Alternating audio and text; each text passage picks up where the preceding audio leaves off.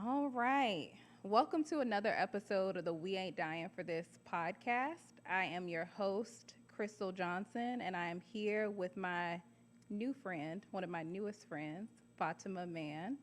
And we're going to be talking today about love and healing as liberation. So, as always, if you are listening in the chat, please let us know where it is that you're listening from, and also share this live with a Black woman that you believe might benefit from this conversation. You'll probably notice that we're actually in a studio this time around, which is very exciting, but also nerve-wracking. This space is beautiful. It's called Dawa Studios, and Dawa means diversity, awareness. Wait a minute.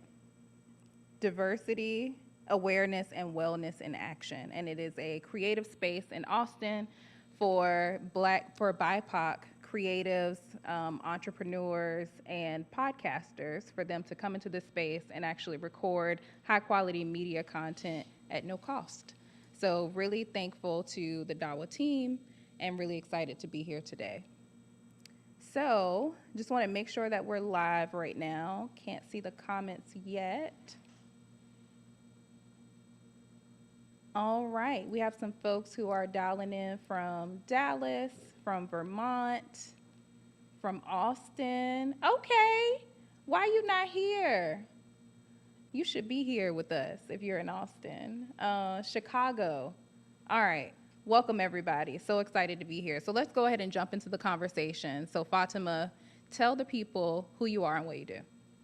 Well, greetings, beautiful beings. I hope you all are drinking water and taking care of yourselves. I hope that you are taking a moment to pause and reflect. I hope that you are allowing yourself to rest and relax and celebrate your wins, because I know that you've done something amazing. You just existing today in your body is amazing. Yeah. So I just hope you're celebrating that. Okay, so I'm Fatima. I am the co-birther of Love and Healing Work. But I'm more than that. But loving healing work is who I am and what I do. And I say it's who I am because I genuinely believe that when we are loving and healing ourselves, then anything is possible. When we have a full cup, when we have rested, when we have relaxed, when we have drank water, when we have slept, when we have done the things that our body needs for us to do, then we can do anything. So loving and healing is the business. I utilize my law degree, my background in trauma conscious yoga, my background in doing community organizing to really get spaces to be safe and for Black women. I feel like if Black women feel safe, then anybody can feel safe. So if you're creating policies and procedures and Black women don't feel like they can sit in a room and be their unapologetic, authentic selves, then you're doing something wrong. So I help businesses really do training. I help people reevaluate how they see themselves, which then helps them see other people humanely, and other people being Black women. Because a lot of Black women, we are mistreated, and we are the backbones and the doormats of society. You have, rest in peace, Sonia Macy, where you have Black women being killed in their homes, and then Black women have to then witness that and then go to work like nothing happened. So Yeah. I help organizations create space for Black women to process their emotions freely. Like, for real. Like, what does that look like? And it came to me because Breonna Taylor, when she was killed, I was done marching in the streets. I'd put on different marches. I'd been organizing around Black women dying. I'd done all of these things around infant mortality rates. And I was like, why is it that humans will burn things down for a Black man in that, I mean, he shouldn't have died, but he was technically not doing something correct, George Floyd when he died, right? But Breonna Taylor was in her home. She was actually like, she served their community. She was an EMS worker, and she was shot and killed. And no one, like, it wasn't like the world went on fire for her. Like, no one put things on fire in a way that I felt that we should have, because Black women were constantly having to see ourselves suffer and then be on the front lines to fight for justice. So what came to me was helping people see themselves as people, then they can see us as people. Because most humans in the United States were conditioned and socialized to not take care of ourselves, to not see ourselves, to not be one with our own humanity. So how can you see someone else's humanity when you can't even see your own? Yeah. I am so grateful to have met you to that point, because I want to get to what you just talked about with people seeing their own humanity, with something that I've actually attended with you, one of your workshops. But we actually connected because of Clarissa Fusilier, who actually is in Austin. I actually don't know if she's an Austin native, but she's here in Austin. Hopefully she's answering. So shout out to you, Clarissa, for connecting me and Fatima. So one of our first conversations that we had, we talked a lot about the work that you're doing now, and also how it is that you got here. And when we finally met in person, I actually attended one of your healing circles or workshops, and it was actually here at, was it Brentwood Coffee House? Tell the folks a little bit about that, because you're talking about it already. So I would love for people to know what it is that you do in those circles to help people to see their humanity. Okay, so, well, first, Brentwood Social House, shout out to Suzanne, is a space that I was contracted to work and to help create coaching, mindful healing, and human-centered policies, practices, hiring, and training experience for the business. So how do we revolutionize just the food industry? Like, how do we put people first? How do you hire people that will create spaces where everybody feels like they belong? How do you train people from that perspective? How do you expand your space so that it doesn't matter what you're called, you feel that your human is always seen and heard and felt? So the workshops and circles that I do is I really just help remind people of what they're consenting to and how they're engaging with themselves. A lot of times we engage with other people from an empty cup because we're not realizing that we are giving ourselves what we need. So I help people. Well, I don't even feel like I help them. I feel like I just create space for people really to see themselves. Like, take the time out of the day to check in with you and honor what you need and how you need it, and then make it a non-negotiable. Because a lot of times people say, well, I don't have time to check in with myself and see what I want. I don't have time to ask myself what I need. And I always laugh because yes, you do. Like, that time you pick up your phone and you start scrolling in the morning, that could be your time that you're asking yourself, hey, self, what do you need today? What do I want today? How do I expand and heal myself today? But most times we're distracted with whatever artificial construct or label that we like to call. So, like, whether we're a partner or a business owner or a daughter or whatever, we usually take those labels and we make those labels way more important than who we are to ourselves. So I like to help individuals by creating space for them to check in with themselves. like, and listen to yourself. And then after you've asked yourself questions, now you say it out loud and you say it to someone else. And then you practice listening to another person. And if you can practice listening to another person for 2 minutes, then you can also practice listening to yourself for 2 minutes. So I just help people gain practices to put you in the most important seat of your life, and that is in the driver's seat. You are the most important being to you always. And if you're not making sure you're good, then why would I trust that you would make sure that I'm good?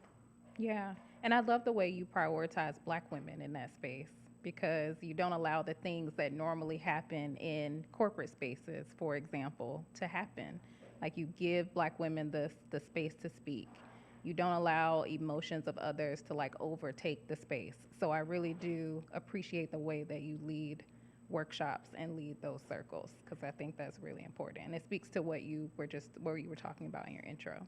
Thank you. So that I learned from Dr. Stephanie Hawley. Shout out to her. She is over, used to be diversity, equity, inclusion in the Austin Independent School District, but I feel like they changed her title. But that woman, let me tell you, is like, talks about race with this loving kindness of God in this just beautiful way that it's like she shakes your soul, but it's just lovingly. Like, it's like, so we're not going to honor white women's tears in this space.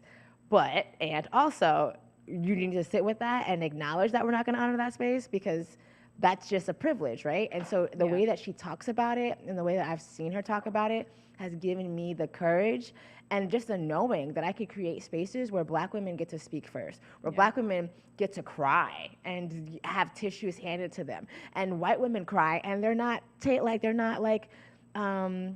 I feel like when white women cry, people stop and they acknowledge their tears. And that is a part of the artificial construct of white privilege, that white women have the ability to emote in public. Black women, we usually don't.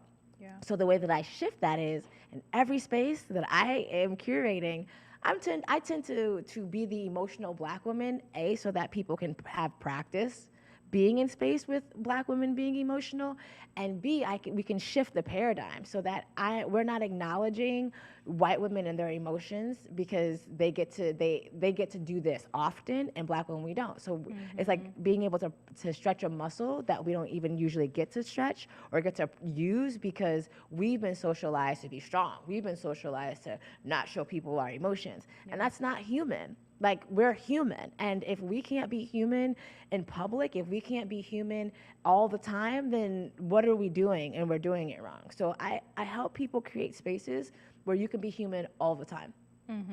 Yeah, and I love it. Like, I really appreciated that space a lot. I walked in kind of like, what's going to happen? I don't know. We're sitting in this circle with all these different people that I don't know.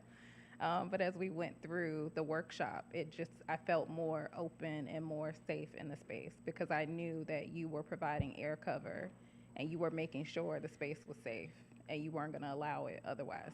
So, yeah, so I've deemed myself the white woman whisperer. And it's because I grew up in, New England. I grew up being the only Black girl in a lot of all white girl spaces, and white women are just white girls that grew up, right? So being in that culture and being immersed in it, I don't have the same restrictions and having hard conversations with people that identify as white or people in white bodies. Like, I'm not gonna do that. Because you're human, just like I'm human, and we've all been bamboozled into thinking a certain way about one another. And I don't play. I don't want to play that game. I don't want to play in the game of I have to treat you this way because the world says you're in this body, so I should give you access or this privilege or you fill in the blank. I don't believe in it. I believe that your humanity, I'm going to ask you drinking water and taking care of yourself first. If the answer is no, then I'm pretty sure I'm not going to trust you to do anything for me, because if you're not doing it for yourself, then you can't, what are you going to do for me? Like for real. Like most people are dehydrated and tired and hungry.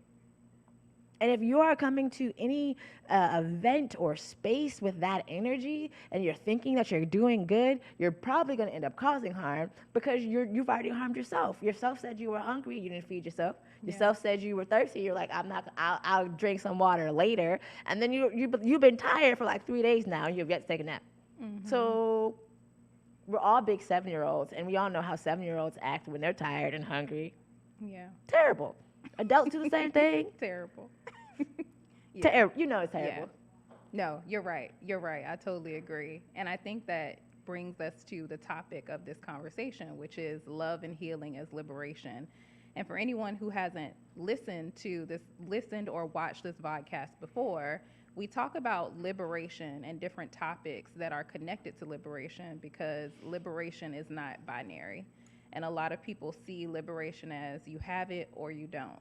And through this podcast, we've been able to talk to a lot of brilliant black women who talk about the ways in which they experience liberation. And for you, it's through love and healing. So this episode is really all about self-love, self-healing, and like envisioning your future self when you are self-loving and self-healing. So Yes. what is self-love? And how did you come to love yourself so much? Oh, because I hated myself so much. So I came to love myself because I was a self-harmer and I was raised in a very harmful environment where I was taught that harm is love. And I'm not special in this way. A lot of people experience this, especially people of the global majority. That's like I call people of color, but people of African descent or in the United States specifically, we tend to not talk about emotions. We tend to not engage with other emotions outside of being angry or mad, or usually the ones that we don't like. It's usually the ones that we show, and we've been conditioned it's okay to show. And I grew up not knowing that I didn't have to yell and scream at somebody because they hurt my feelings. I didn't know that it was okay to pause and let people know they crossed my boundary, or I didn't want to have that conversation. I didn't know that harming myself wasn't love. I thought that if I harmed myself, I could still love myself, right? Like that just made sense. And then I moved out of my house, right? I went to college and I started meeting new people and I started learning new things. And the more I learned and the more people I met, I was like, oh, so how I was raised, that ain't the way. Okay, cool. So there is a different way to talk to people when I'm upset. There is a way that I can ask people for what I want or let them know that I didn't like something without cussing them out or ripping out their soul or making them feel small. Yeah. But it took me until I was 24 to recognize that there was a whole lot of things that I was doing that was really harming myself, that I was saying I loved myself, right? So like I love myself so much, but I was eating food that my body was literally telling me it didn't like. Like I was breaking out, I was getting bloated, I wasn't sleeping, but it was good, so I'm eating it. Oh, I love myself, but I'm putting myself in harmful situations. I'm not thinking about what will happen if I do this thing. I'm just doing the thing, and then I'm in a situation I really don't want to be in, but I didn't love myself enough to pause and be like, hey, what are you doing, right? Yeah.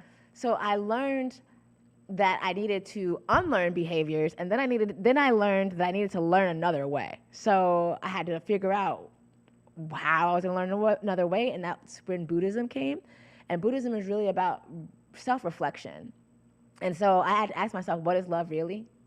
What does love sound like? What does it feel like from the senses? Like when I see something, what does that look like and say it's loving? When I smell something, what does that smell like and say it's loving? When I taste something, when I eat it, when my body experiences it, what is that in terms of love? And I realized that it doesn't harm me. Love doesn't harm me intentionally. Now, does harm happen? Absolutely. But I'm not doing it on purpose. I'm not, saying I love myself and putting the thing in my mouth that I know my body's like, girl, if you keep on eating this.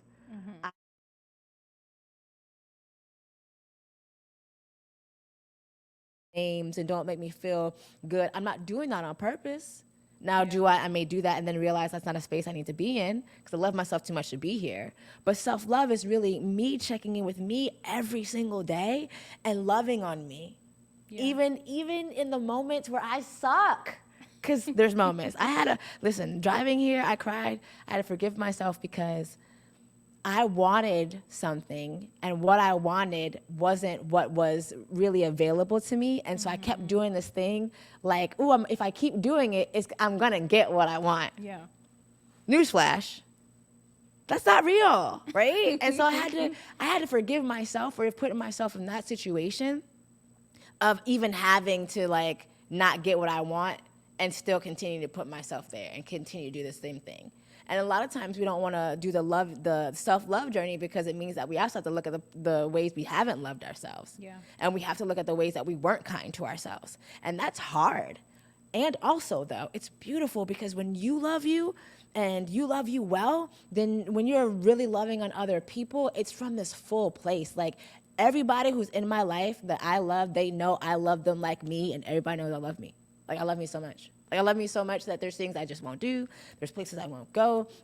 I won't eat McDonald's. If I hadn't eaten in 3 days, you still won't I won't eat McDonald's because I'm not doing it to myself. I just love myself too much. Yeah. And we learned that as we're preparing for this episode. Not McDonald's, but you're hungry. I am. We're eating after this. Yeah, we are. And there are like protein bars and snacks, and you were like, nope, I don't eat chips. Like I'm not eating them. I'm hungry, but I'm not eating those chips. Because, like, I know that if I eat them now, my body is still going to have an adverse, like, reaction after. So, yeah, I may, like, cut my hunger, but am I doing the best for my body and my mind and who I am and the being that I am and the being that I'm becoming? Yeah. And when we're able to put ourselves on that platform, like, we are the best thing ever. Like, you are the temple, you are the altar, you are the most sacred thing. That is love. Loving yourself is giving yourself all of it without shame, without guilt, without feeling like you have to sugarcoat it or put it under the rug because somebody is walking in. No, like, love on you. I am so happy when someone says, I didn't do this because I needed to rest. Or I didn't do this because I did this and this was going to fill my cup and that was something that I didn't have the capacity for. Yes, sis, do what you have the capacity for. Love yourself enough to know what you have the capacity for. And to me, when I started loving myself, I didn't have to look for love outside of me. Yeah. Like, I love me so much that I attract, like, the people that love on me love me equally. And if they don't meet the bar that I set for myself, then why are you here? Because I already set the bar for myself. I already know what self-love is. So either you're adding to it or you're taking away from it. And the way my life is set up, I don't have time for people to take away from my love. I need you to give me some. Because I know I'm going to give you some because I'm love. Yeah, that part. You make me think about, like, what we're seeing and reading about Simone Biles. Because at the last Olympics, she left. And it was because she loved herself and she recognized that I need a break. I need to be able to walk away from this and take care of myself. And what we've seen recently is that her taking that break and her prioritizing herself, her focusing on self-love, she came back as the greatest of all time. Period. But that is it, though. When you have filled your own cup, you're the best at whatever you're doing. Yeah. So, like, for me, my self-love journey looks like every day I'm doing something to love on myself. Every day I'm like, if you say, so what do you do to love on yourself today, Fatima? I journaled. I took time. I read the Four Noble Truths. I took some deep breaths. I talked to my womb. Like, I have these interactions with myself because I need me to know that I got me. Yeah. Like, at the end of the day, the world is still going to be the world, but no one's going to take care of me if I don't. I'm not saying the world doesn't show up for me. I'm not saying I don't have great friends. I'm not saying any of those things. But all of those are the reflections of me. Yeah. It's extra. That's it. Yeah. So the self-love to me has been liberating because it has liberated me from everybody else's ideals of what I should be. I love myself so much. I'm not trying to get your love. So I'm not trying to be what you want me to be to get your love. I don't need, if I got to be something outside of myself to get your love, I don't need it. And I don't want it. Why? Because I love myself so much. And that to me is liberating. It is liberating to love myself so much, to know that, yes, people don't talk to me, or yes, people may not like me. And that's okay. Yeah. Does it hurt my feelings? Absolutely. I'm human. Does it last longer than 72 hours? Usually not. Like, I'm an air sign, so it's like, Okay. I see the chat going off to the left, but I can't read it. The screen's too small. Can you see some of the comments? Yes. White Woman Whisper. Excuse me, I'm getting over bronchitis. Unpacking my internal and internal anti-blackness. Yes. Yeah. Double down and being raised. I can't read all of it because you need Yeah. glasses, child. Yes, girl. I do see Clarissa in the chat though. Girl, thank you for setting up this conversation. We appreciate you so much for that.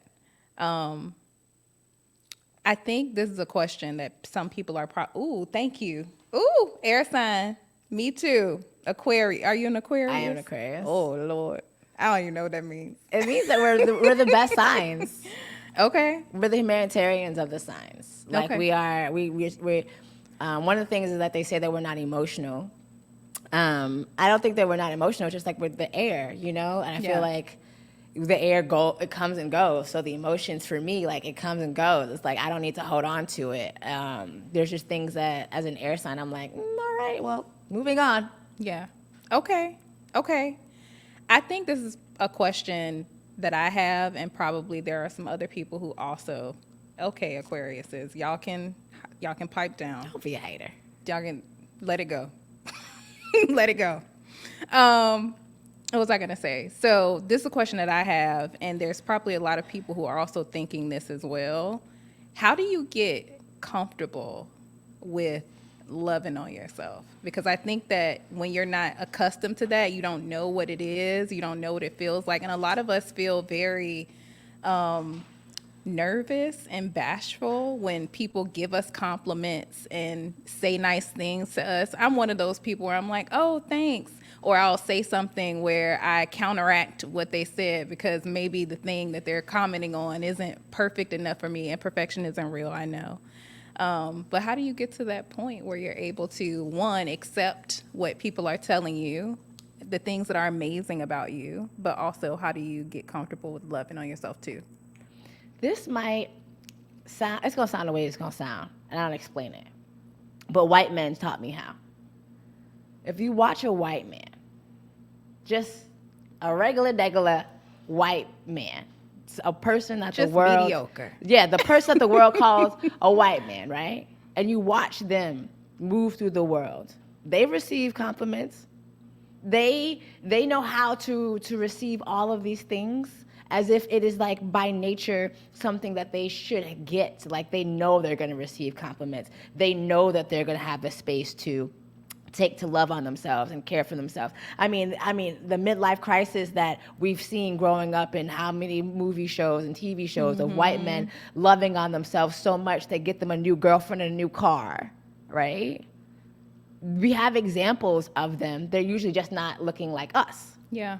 And for me, I stopped with the I have to look like him. You a human, right? Like you, and if you, Mr. White Man, mediocre white man, Yeah. can be out here taking in all the praises for your mediocrity.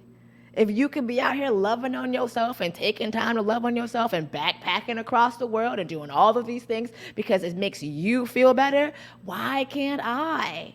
So that was my example, right? Mm-hmm. Like I don't see myself as anybody, but sometimes you don't know what's possible until you see it. Yeah. And so I didn't know it was possible to really live a life of just loving on oneself until I saw white people do it. Like it was this privilege that I feel like we have given the artificial construct of whiteness. We've given that construct the sense of loving themselves and healing themselves and diving deeper into themselves. They have taken over this construct. But real talk, true story, it's our people and our people's ways that they are utilizing to love on themselves and heal themselves. Yeah. So why wouldn't I just tap back into that and remember that this is nothing new under the sun?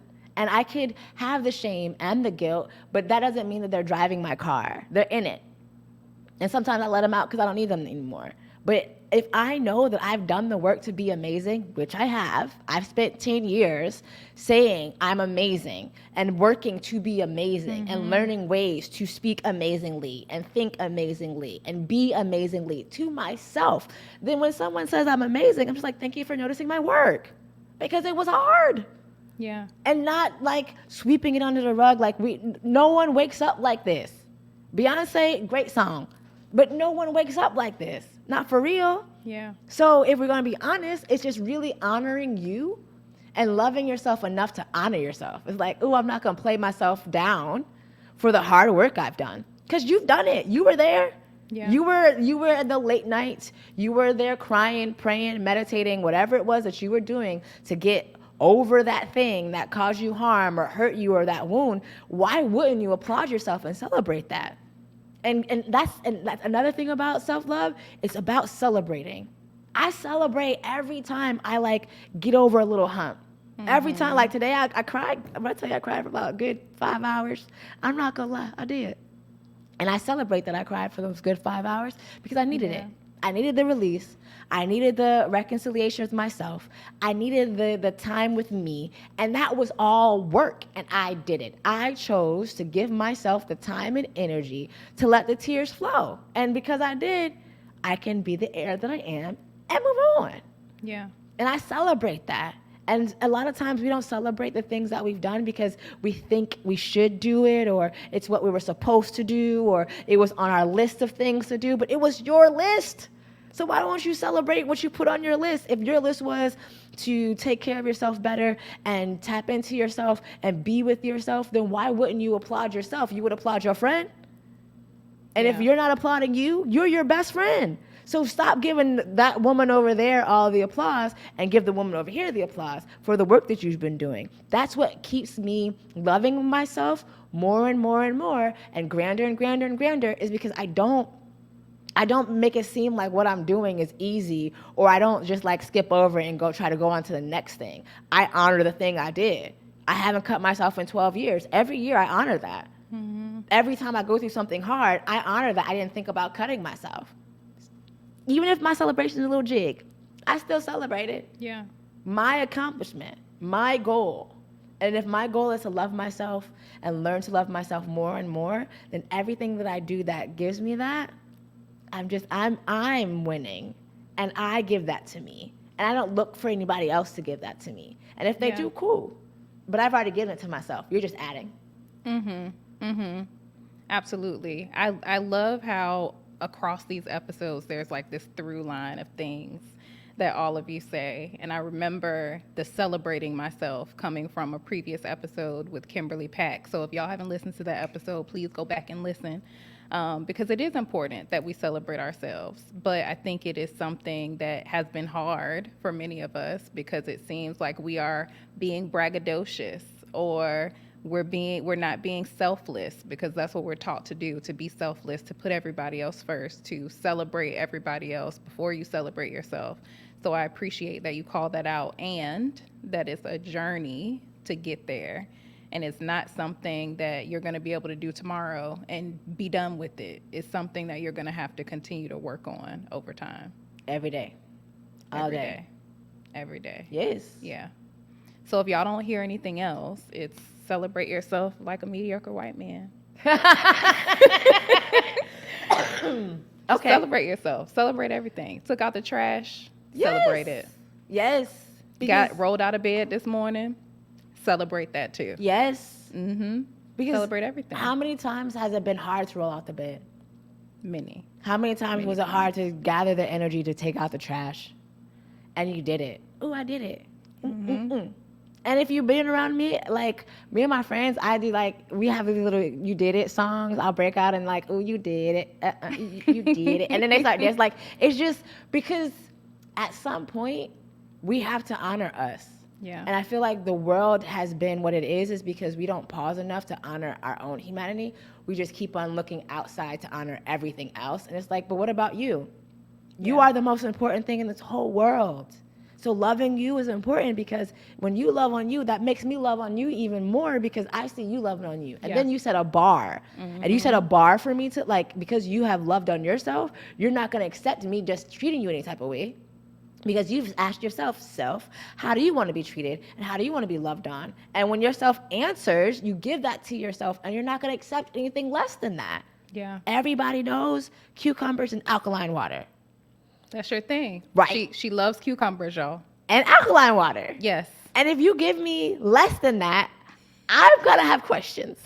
Like, do you love me? Like, is something going on in your life? Yeah. Like, why? Like, why did you want to give me Deer Park right? You're gonna give me a deer park and then a pickle. I don't want a pickle. A cucumber is not a pickle. Okay? A pickle is a pickled cucumber, but it's not a pickle. Yeah. And because I know that to me, when I love on myself by biting into a really amazing cucumber and drinking alkaline water. And that's my bar. Yeah. And it's really a simple bar. But I think as Black women, we have to learn what our bar is. How are we loving on ourselves? What does loving ourselves look like when we are thinking about ourselves, when we are speaking about ourselves, when we are looking at ourselves in the mirror? All of these things, when we are touching ourselves, are you touching yourself lovingly or are you beating on yourself? When you moisturize yourself, are you moisturizing yourself with gratitude and love, or are you just doing the things so that your skin isn't dry? Are you really saying, oh, I love you feet, I love you legs, I love you this? It may not look the way you want them to look, but they got you through the day. Yeah. So you can love on them for that. Because if you didn't have those things, you wouldn't be where you are right now. So to me, it liberates us from getting other people or making other people try to fill us up when you fill yourself up. Yeah. And when you don't have it, then you don't have it. And when you don't have it, then you've given enough love in the world that the world will just give it back to you anyway by those that are around you. Yeah. But you're not giving it, you're receiving. That's what's liberating about loving yourself, because it allows you to give love to yourself and receive love from others. Yeah. When I realized that there were times where I was self-abandoning myself and not really loving myself in the ways that you have mentioned, I actually had to take time to myself to be still also, because I wasn't able to really see that in the chaos of what was happening in my life, or being in a relationship. And, it's like, I don't know what I want. It's not about what I want. It's about what we want. What do we like? What are we doing? And I think that once I stepped away and was able to have that alone time to really think about, like, what is it that you want? What is it that you love? What is it that you care about? What do you need? Then I was really able to really think about all those things that you just talked about. But I needed the space to do that, because otherwise all the things are happening around me and I can't focus on me. So now when I welcome people into my life, I now have this standard of, this is how I want to be loved. This is how I want to be treated. This is how. So I appreciated that space, but I don't think I realized it before. It's like you're just walking through life, just do. But that's a part of healing. Yeah. So the love, when we love ourselves enough to take time to heal ourselves. Yep. Healing takes time. It takes stillness. When our bodies are sick, our bodies don't get better when we're by running around. Our bodies get sick when we lay down and do nothing, and when we are still, right? Just do nothing. Right? Say it, that's it. Healing is having the space to do nothing so that the wounds that we have can show up, and then we can mend them the ways that they need to be mended. But if we're going and doing and talking and moving, then we never get to hear our wounds or experience our wounds so that we can heal them. Whether like I have a mother wound. My mother wound caused me to not believe that the people in my life really cared for me the way that they cared for me. And I was doing so many things, like organizing marches. I was in law school full time. I was interning. I was doing all these things. And then when I sat down and I was still, and I wasn't putting all of my energy into the community and making the community better, I realized that I really didn't know how to be in intimate, deep relationships with other people, because I didn't have that deep relationship with my mother. Mind blown. But I wouldn't have known that if I kept going. Yeah. Absolutely. But I was on this, I'm going to heal the wounds that are keeping me from having the type of relationships that I want to have. So when we talk about self-healing being a form of liberation, it's liberating to be able to say, ooh, I have this cut, and I'm going to sit here and I'm going to tend to my cut. Yeah. I'm not going to just run into the world or chase this next gene or do whatever. I'm just going to sit with this cut and see what this cut is telling me. maybe I need to slow down because I was rushing too much, and then that's how I got this cut. Or maybe someone cut me, and instead of me like realizing that when somebody's showing you that they have a knife and that they're willing to wave this knife in front of you and tell you they're gonna cut you with it, they probably will. Yeah. But if I'm not still enough to reflect, to think, to remember, then the healing doesn't really happen because I'm putting my time and energy into everything else around me instead of me. And healing happens when we're still. And we live in a culture that says you can't be still. And if you are still, then you're lazy or you're a bum or blah, blah, blah. Or like stillness is a privilege. We've made healing some form of privilege, and it's not true. Yes, there's things that are healing that cost money. Absolutely.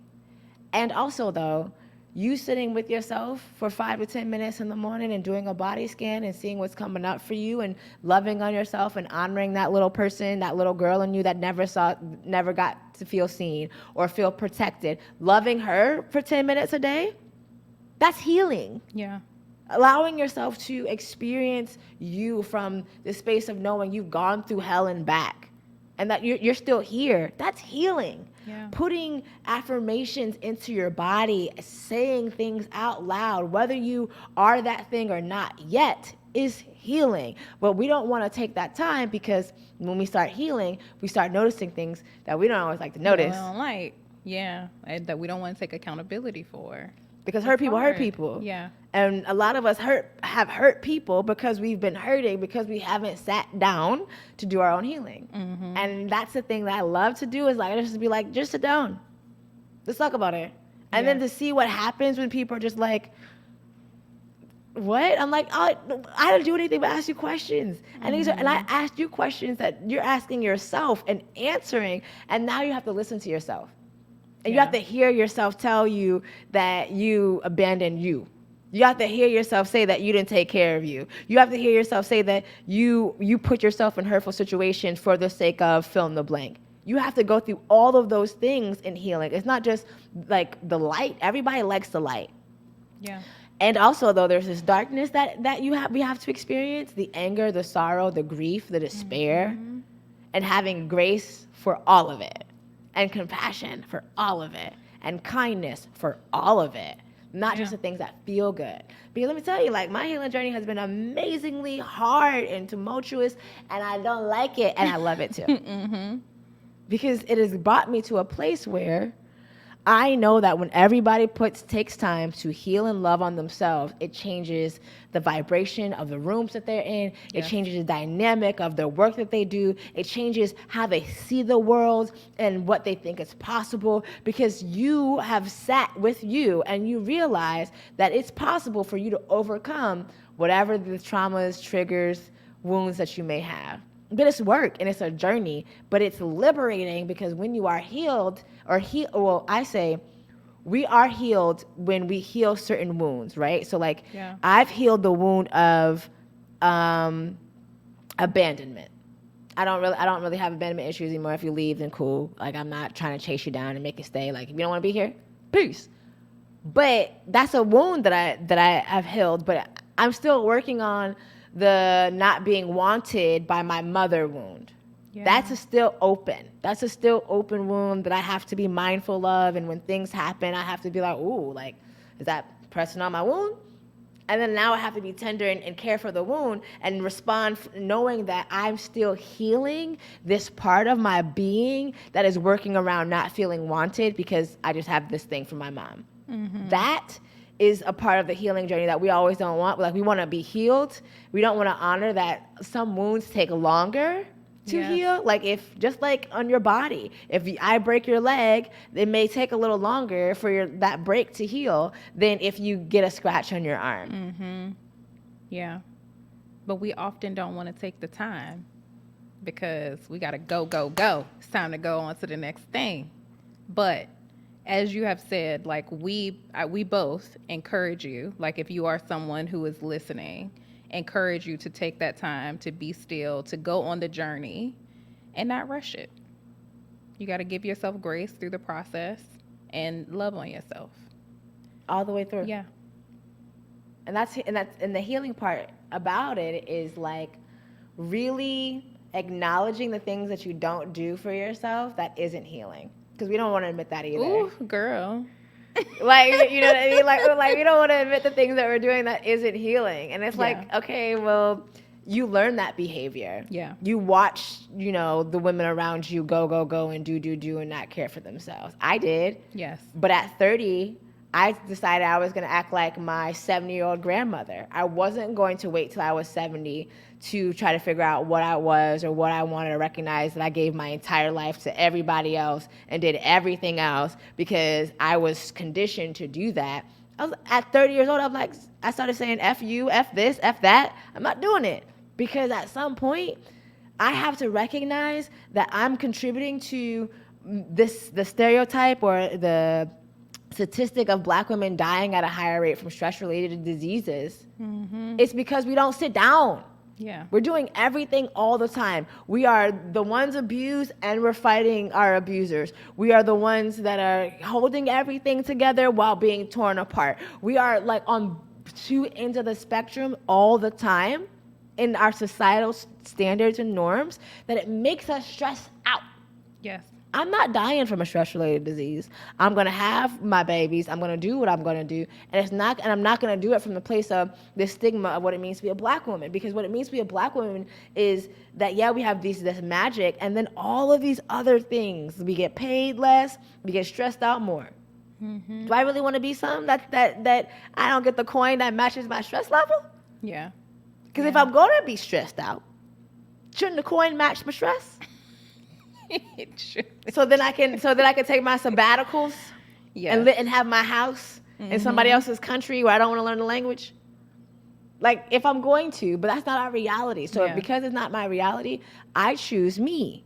I love me so much that I'm going to figure out the ways that I need to heal individually and collectively, because a lot of times we do our healing work on our own, but we don't know that most of our healing comes when we're in community or we're in relationship. Yeah. That's when the big wounds really start showing up. It's like, oh, I really don't know how to communicate, or I really don't know how to tell people what I want. I don't know how to, put that boundary there. You don't know that until you start embodying. You experience it, yeah.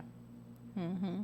So it's like, all right, how do you love yourself and heal yourself in a way that allows and ensures that you will always come out of it unscathed. You're not harmed from it. Mm-hmm. And you're doing it consensually. You are aware of everything you're doing. Every choice you're making is from a place of I chose this. I may not like the impact or the result, but I chose it. Mm-hmm. And that's when we're healing, we can take that responsibility. Like we can take the accountability of our actions, and that's liberating. Because as a sovereign being, that means that nothing is happening to me.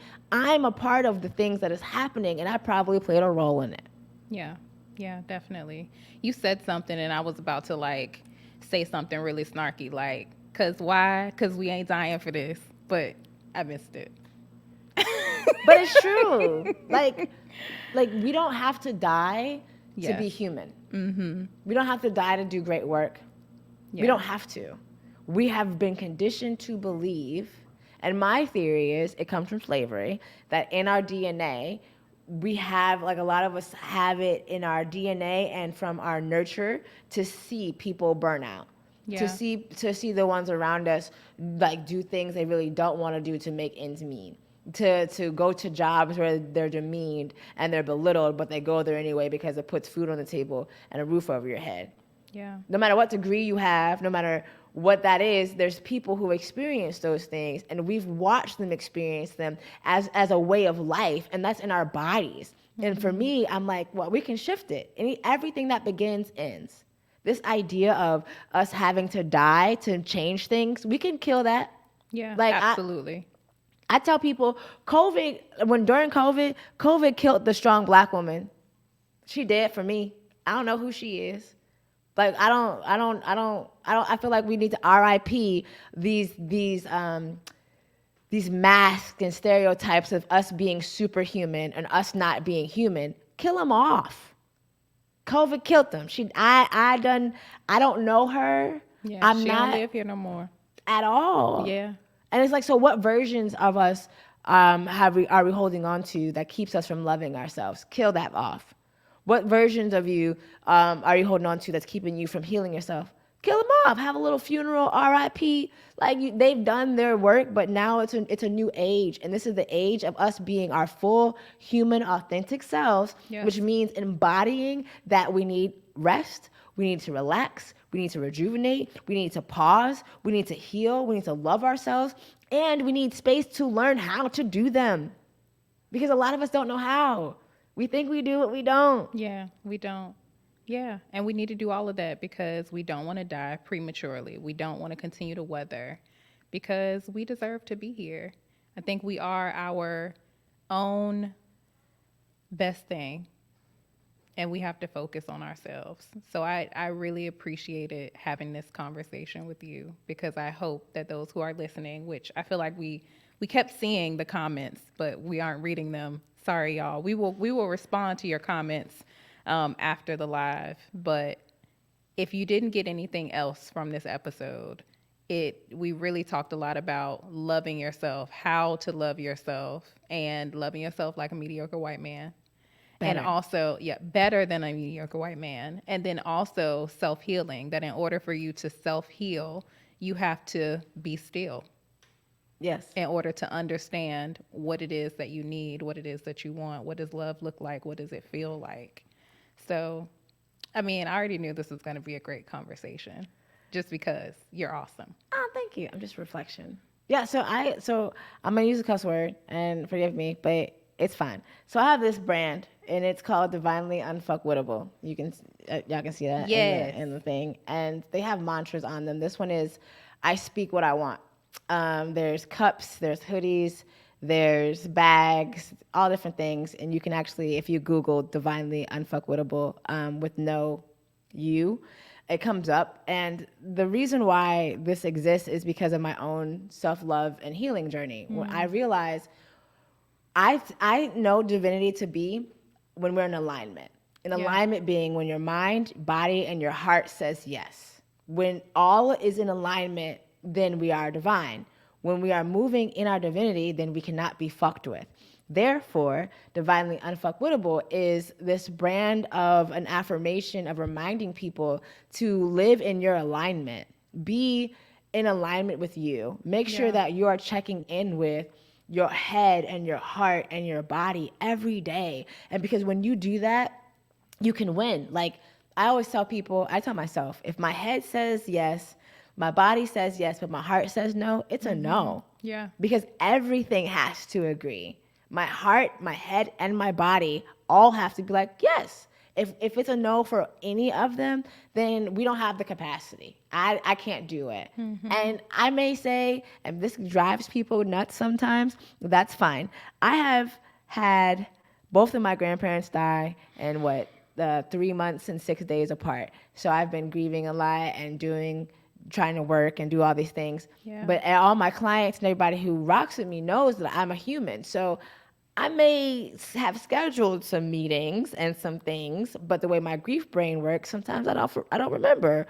It could be on my calendar. It's just my grief is just the way that it impacts me. Sometimes I'm not thinking, I'm not as sharp as I usually am, right? But because I love myself so much, and because I'm in alignment with myself so much, that I put it on my calendar and my head was like, yeah, I'll be able to do that. But then when it comes to that day and I can't do it, then I got to then go back and tell people, I apologize. Thank you for your grace and your patience, but I can't do it.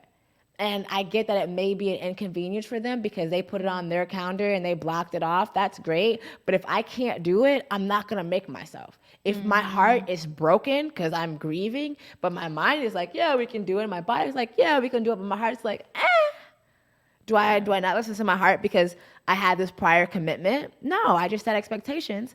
So everybody knows, hey, I'm grieving. Hey, this is what this is. And I may not follow through and on the day and time I said I was when I thought I could, but doesn't mean I'm not going to give you what you need. Yeah. And that's the human part. Like bringing the humanness into business is really what I help people do. Like A lot of us are grieving. A lot of us are still experiencing PTSD from COVID. A lot of us are moving through mental health issues. But how does our businesses, how do our managers, how do our directors, how do they honor that human part? How do they put time aside for us to reflect as a group and maybe individually? How do they make sure that there's resources? Like the business part of me, that's what I help businesses do. But the individual one-on-one, I help you see your own divinity. I help you get in your own alignment. Yeah. Alignment is divinity. Being in alignment with yourself, you are divine. When you are in alignment with yourself, you cannot be fucked with. Hence, divinely unfuckwittable. I just want more people to be divinely unfuckwittable. I want more people to be in your alignment. I want more people to say yes to themselves. I want more people to know that you can speak what you want. We spend so much time talking about the things we don't want. Yeah. And then we mad when we get the things we don't want. Stop saying it. What do you want? Yes. Do you want shorter days at work? Speak that. Do you want to start your day at 10 o'clock? Speak that. I'm tired of coming to work at 8 o'clock in the morning. I keep coming to work at 8 o'clock in the morning. They keep making us come at 8 o'clock in the morning. It's not going to change if I say I want to come at 8 o'clock. Okay, it's not going to change because you said it's not going to change. Yeah. You keep on saying it's not going to do what you want it to do, then why are you saying it's somebody else when you have spoken? Christians say it's life and death in the tongue. So for me, I speak what I want, not what I don't. Mm-hmm. I want to be rich. So I'm going to be rich. And I'm thankful that I'm rich. And I'm thankful that I'm rich right now, even though I'm not rich right now. But I'm going to be, and I'm thankful for it. I'm thankful for the partner that's going to love on me, and she's going to be so amazing to me and want my goodies all the time. I'm thankful for her. Do I have her right now? No. But am I not thankful for her? Yeah. Am I speaking her into existence? Absolutely. Yeah. But will I talk about the things that I have been getting that I don't want? No, because I don't want the universe to give me that too. I don't want that. I want the universe to give me what I want. And so when we do our healing, our own healing work and our self-love work, we know what we want and we're able to speak it. Yeah. And then we can watch the universe give it to us because the universe is conspiring in our favor. But we have to believe it instead of continuously speaking the things we don't want. And then saying, child, well, I don't know why this keeps happening because you said it was going to happen. You said he was going to cheat on you before. Ooh. Mm-hmm. You thought that person was going to leave you. You've been talking about them leaving you to your girlfriends, and then 3 months later, they left you. Yeah. Now, I don't know why, but you thought it, you spoke it, then the next thing is it just happens. Yeah. So I feel like when we start honoring that, like honoring what does our alignment look like? What does healing and loving myself look like? How do I give this to me every single day? And it's taking time in the morning and at the end of the day, even if you can't do it all day, taking time for you to give you so that you're checking in and making sure that you're in alignment with you so that you are divinely unfuckwittable all day, every day, because you deserve to be. All day, every day. I have nothing else to add. Nothing else to add. If y'all aren't following Fatima already, please go follow Fatima Mann on LinkedIn. She has Instagram too and other networks, but follow her on LinkedIn and then learn more about Divinely Unfuckwittable. Yes, and Love and Healing Work. Yes, and Loving and Healing Work because she'd love to talk to you and work with you. I would. And I hope you all are drinking water, taking care of yourselves, and knowing that you matter and you're the best thing ever. Like the world is so much lighter and brighter because you exist. And without you being here right now, the world wouldn't be as amazing as it is. So thank you for existing. Thank you for being. Thank you for creating this space. Thank you for allowing Black women like myself to come on this platform and talk to these people about, we ain't dying for this. Exactly. Thank you for being you. Yes. Thank you for noticing my work, for recognizing my work. I learned that from you a few minutes ago. But all right, everybody, we'll be back next week for another episode of We Ain't Dying for This. So have a good night. Love. Bye.